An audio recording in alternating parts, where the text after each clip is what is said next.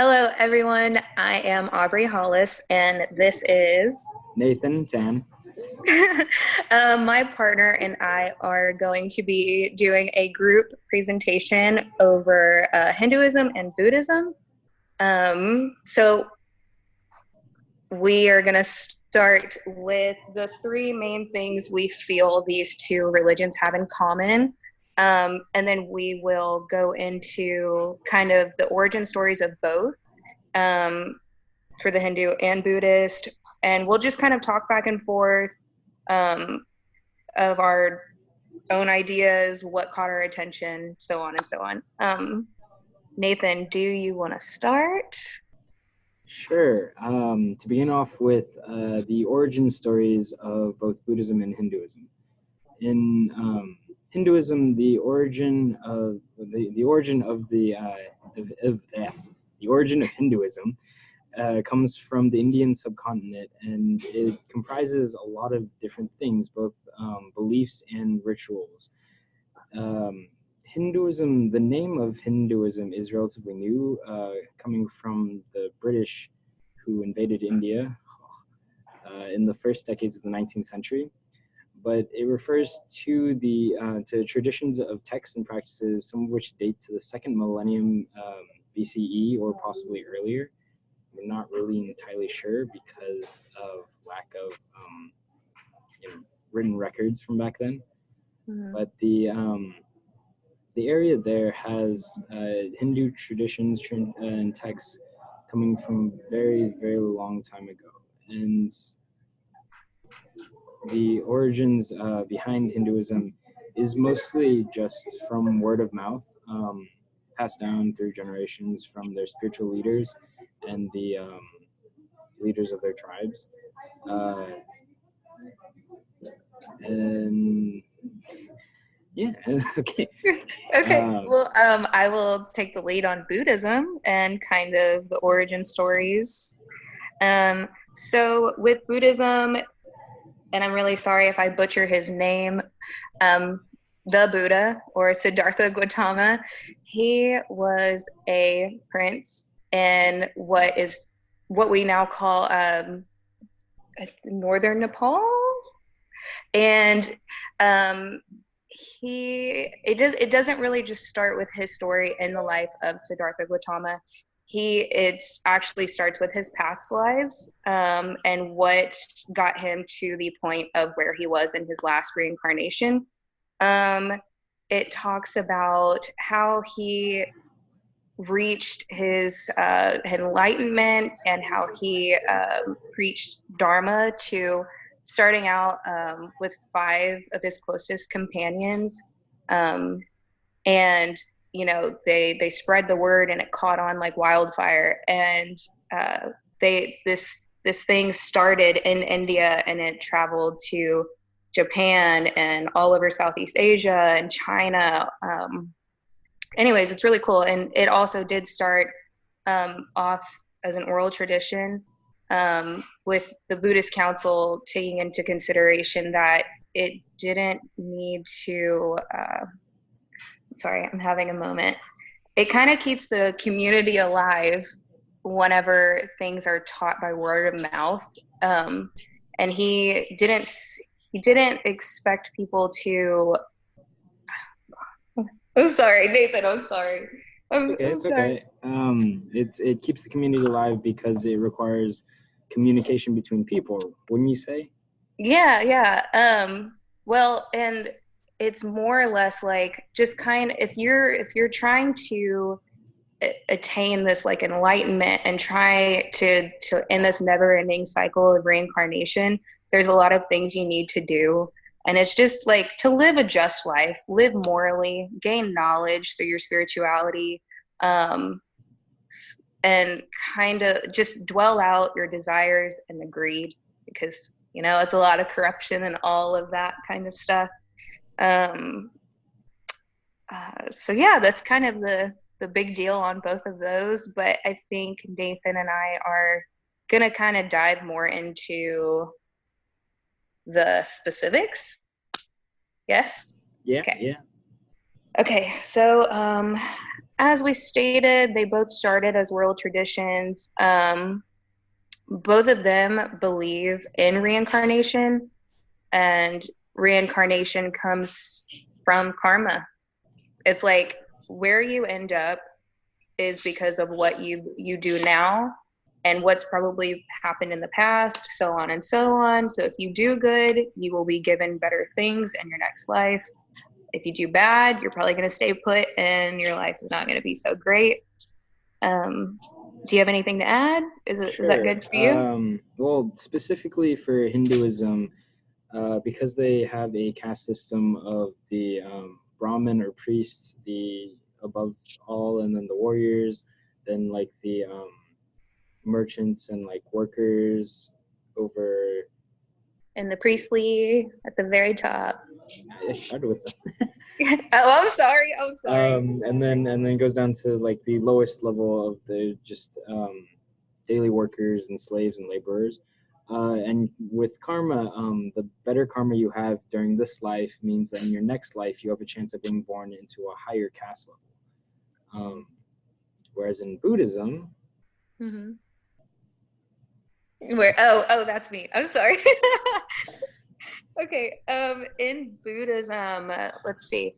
So the reincarnation, something that really caught my eye, and I'm actually learning from my other philosophy classes as well as this class, is that comparing the two in when it comes to reincarnation in Hinduism, it's like your soul is on a spectrum and you could attain, the highest of highs, but if you're not doing the best that you can while you're there and doing your duty and living righteously, your soul can come back. And the Buddhists, they, when Siddhartha Gautama received like the enlightenment and reached nirvana and eventually his soul is done, it's like it's done. I don't believe that we're going to keep coming back and forth. But there are some Buddhist traditions, and I don't want to butcher this word, but it's sorry, Bodhisattva, and those souls actually are willing to come back to help others attain nirvana. So they're okay with being on that spectrum, but it's not always. It's kind of up to them once they've gotten to that point. They might feel that that's their duty is to help those who are still lost, so they'll come back and help. And that's basically kind of what Siddhartha did. And then at the very end of his life, then all his desires, all his greed was gone. No more karma, no more reincarnation. Number 3 of comparing like the bigger things are the caste systems. If you want to take the role on Hindu, Nathan. Yeah, as I mentioned earlier, the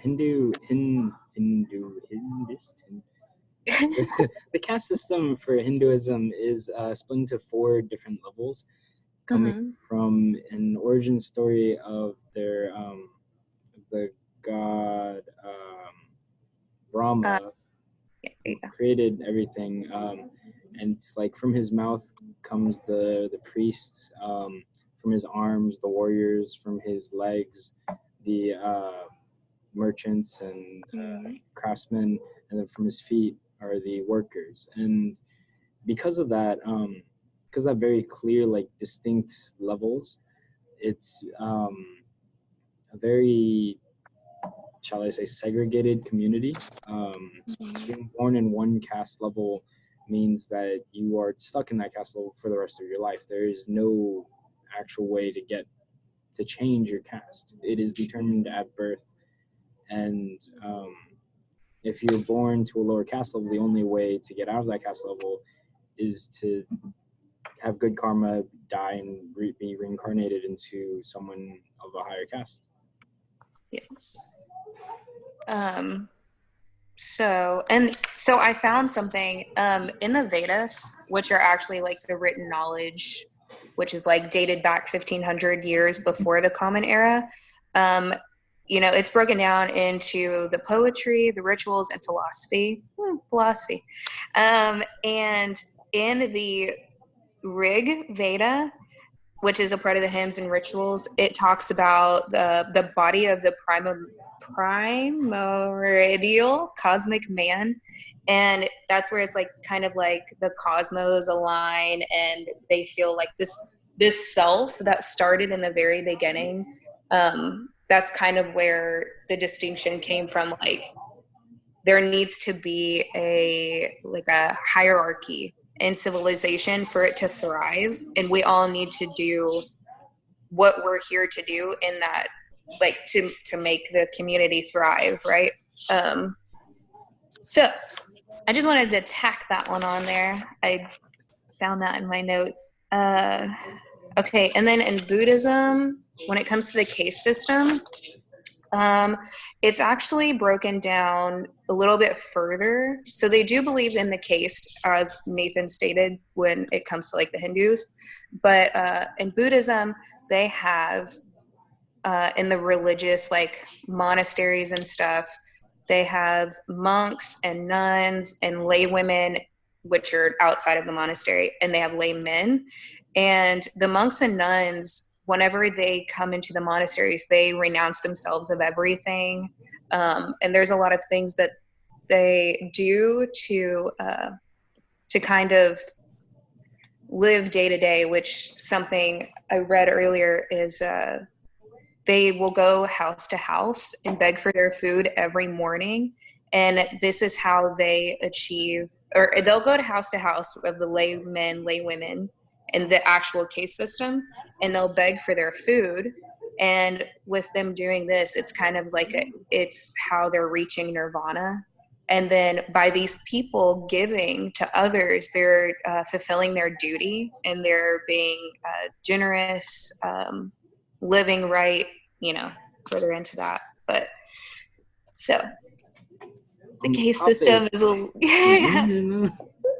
it's just a little bit further. It's because it's these 4 over here in Hindu, and then you've got another like 2 more tacked on. And when it comes to Buddhism, let's see. I guess we can talk about, because we've talked about the origin stories, the oral traditions, a little bit of the written knowledge from Hinduism, which was the Vedas. We could talk about, so we have the deities of Hinduism. Do you want to touch on those a little bit? Sure. For Hinduism, there is what I think is called the Trimurti, which is Sanskrit for 3 forms. That's the triple deity of supreme divinity in Hinduism, in which there's 3 gods or deities above all else that represent creation, preserving, and destruction. And they are named as Brahma, the creator, Vishnu, the preserver, and Shiva, the destroyer. And then each of these 3 deities will have other avatars or other sort of incarnations of themselves throughout time. And each of them has a wife. 2, yeah, I know. They're all married. I know that Pravarti is the wife of Shiva, but they also call her goddess. And whenever we talked about Hinduism and kind of like we talked about Brahman, how he's above all, he's infinite, and he's genderless. He's just kind of like, he's everything. He created everything. He was the self, and from him came all creation. And a lot of people, women they've kind of been subjugated to be seen as less than, but there are a lot of goddess, like, I'm sorry, I'm losing my train of thought.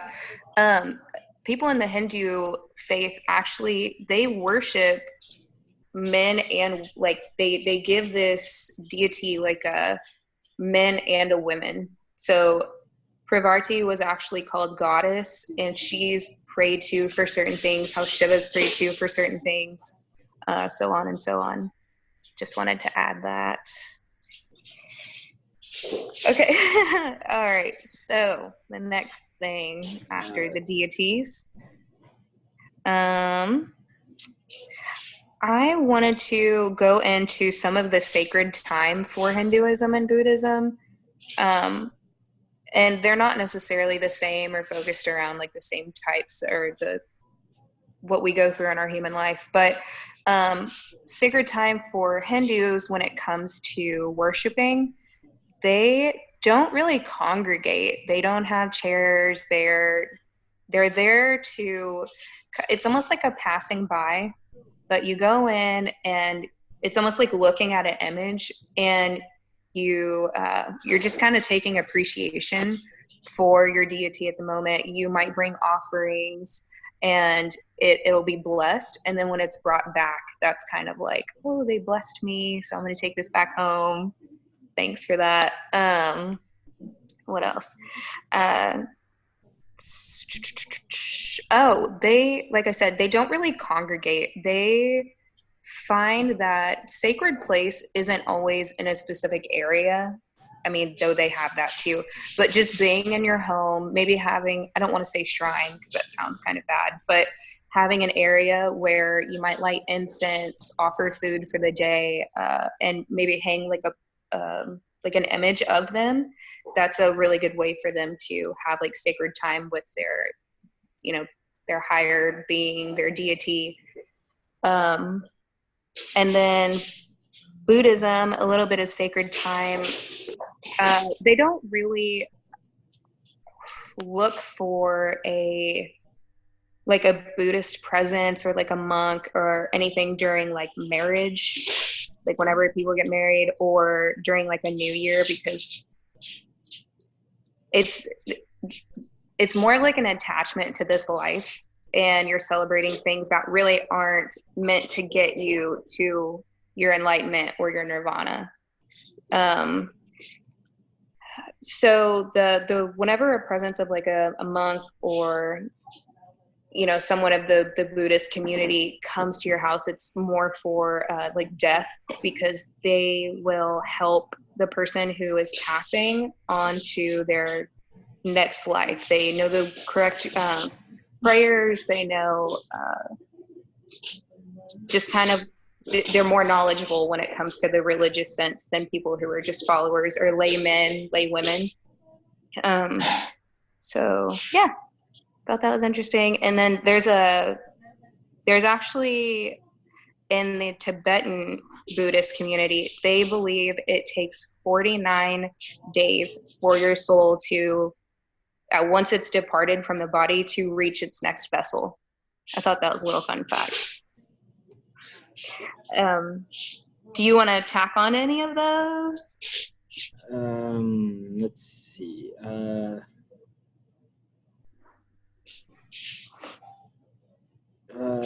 In regards to Dharma, Dharma is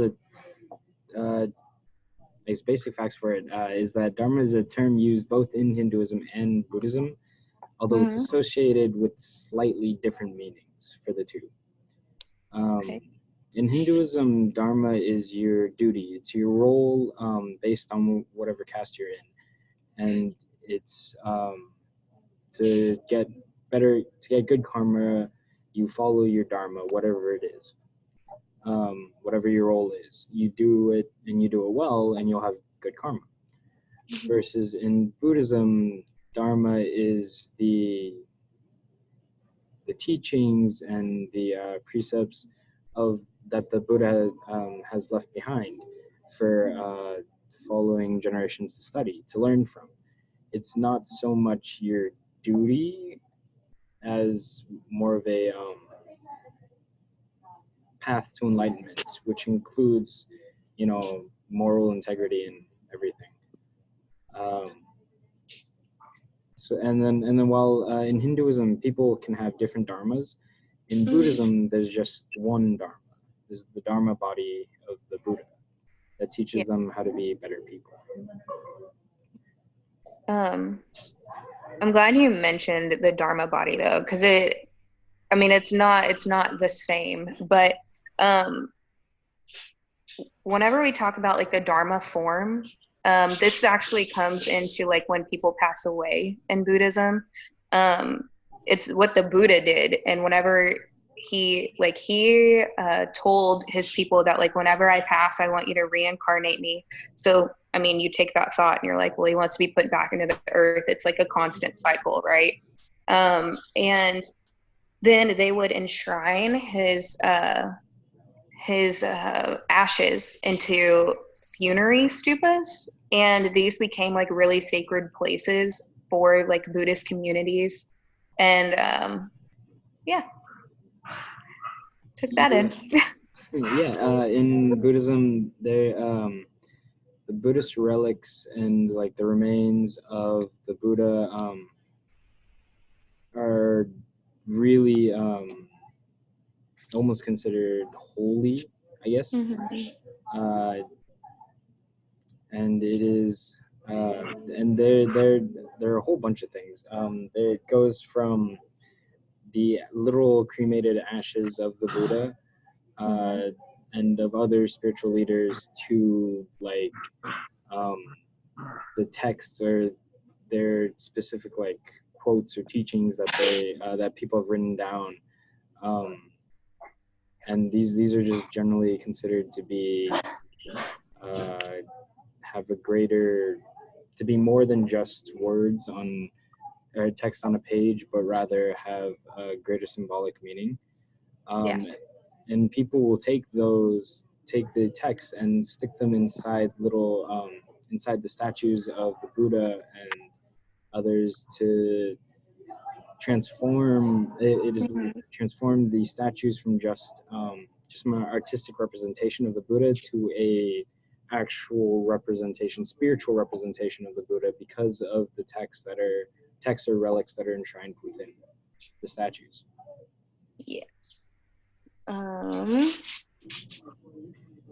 but I don't, and correct me if I'm wrong, but I just don't see the kind of like importance in Hinduism when it comes to stuff like what they call the Dharma body in Buddhism.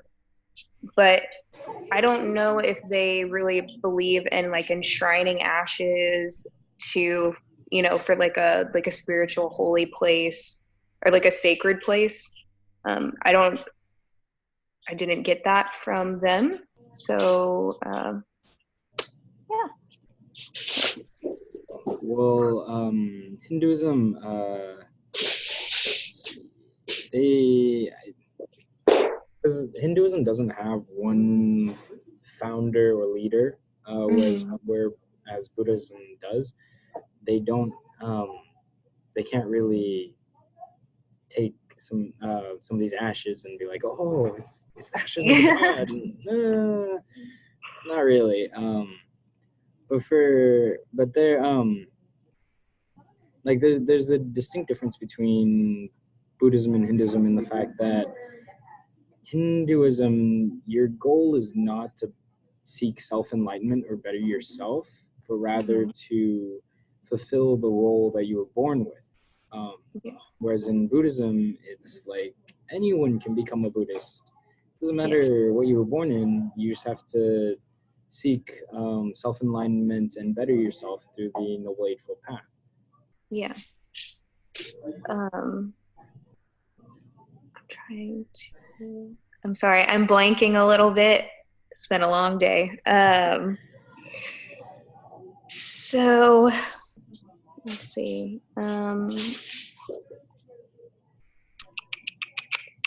Oh, and I do want to make a note of this.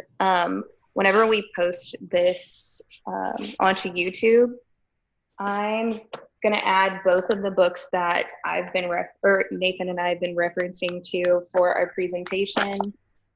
Give our sources some credit. Um, let's see. To kind of, I think we're going to wrap this up fairly soon. Um, I wanted to kind of give off a little bit of a tribute to women in both of the religions were doing, because, you know, in the caste system, and it's always, you look at it in all religions, but I'm just going to focus on Buddhism and Hinduism for now. Women have kind of been underneath while men have always been on top. And when it comes, I want to actually reference back to the Vedas, which are like the Hindu knowledge, or yeah, the original kind of like scriptures for Hinduism. It was written by men.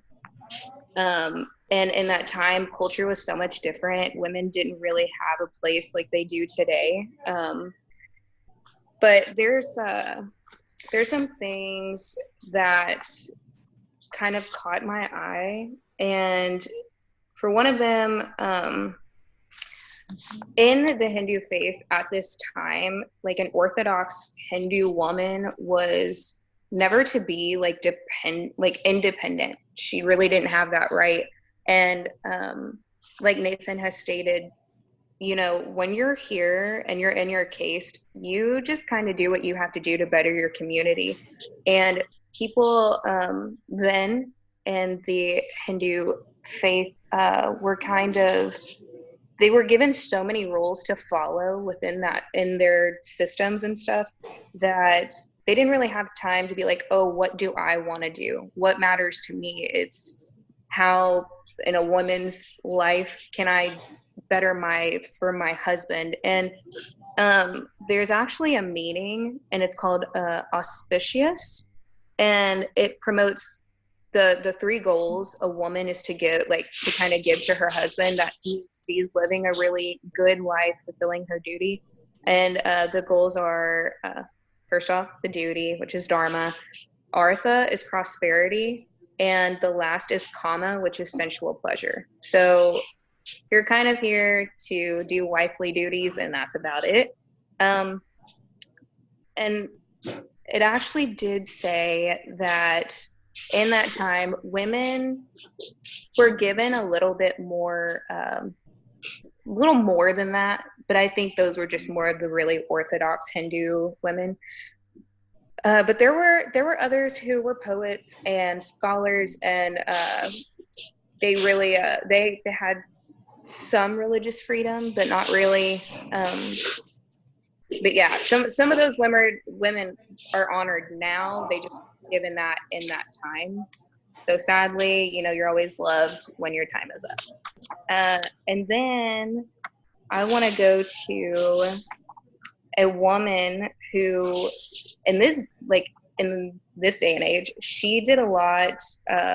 She kind of advocated for the Buddhists and what it can do for like politics over in, you know, that region, and India and Asia and all that good stuff. She kind of wants to get back to the importance of what the Buddhist faith can give to like a political, the political side of society. And it's just kind of the democracy and everybody living equally, and living justly by a good moral compass. And though she actually got a Nobel Peace Prize for her writings, and her name is Aung San Suu Kyi. So I kind of wanted to give her some credit because she's awesome. I really liked that our text in the end would give a little love to our women, because they haven't always had it. So that's just, you know, my piece on that. And it serves as a pretty sharp contrast to how at the beginning of the formation of the Sangha, of the group of Buddhist monks, that it originally didn't let women in at all, and now in modern day times there's some very, very outspoken women who are arguing for and promoting Buddhism, which at the beginning, during the time of Buddha, wouldn't have been imagined at all. Yeah. Hey, but times are changing, and I love this. I love these women. Let's see. I want to see if there's any kind of like things that kind of caught my eye before we end our presentation. Let's see. I think we really kind of touched base on some really important things for both of the religions, talking about their origin stories. They're very different. And though Buddhism is kind of trickles off of Hindu, and they have some comparisons, they're really vastly different in a lot of ways. What else? So we talked about origin stories and oral traditions, a little bit of sacred places, some sacred time that you might see the presence of the Hindu or Buddhist, depending on which religion you kind of follow. We talked a little bit about the caste systems that are involved in both of those. A little bit of tribute to our women, and I think that's it. I think that kind of wraps it up, unless you want to add anything to that. Well, just a broad conclusion. Although Hinduism and Buddhism both began in India, and for a while both of them, well, not at the same time, but for a while both of them did have was the major religion in India, and because they have many similarities because of their common origin, they also have a lot of differences, because of just the fact that they're different. Yeah, well, they're both very interesting. Both very interesting, and it's true. I didn't grow up with any knowledge of the really kind of anything that had to do with the Hindu faith. A little bit more of the Buddhist, just because the Buddhist kind of really advocated meditation and yoga. And then like you start reading in the text about yoga can be used in like a variety of different forms. It's not just about going to a hot yoga studio and like getting fit. It's about focusing on your breathing, kind of like being in your own headspace, getting out of the cluster of reality, and that's become really big in the Western world. And then the Hindus kind of they took that the meditation and yoga, but they don't really use it for a religious practice, do they? Well, meditation coming out of Buddhism has taken on more meaning in and of itself than just what was given to it from Buddhism. In Buddhism, meditation and yoga and everything, it's all for self-reflection. It's all for helping yourself to center, to forget about other distractions, and being able to use that to really understand yourself and to gain enlightenment.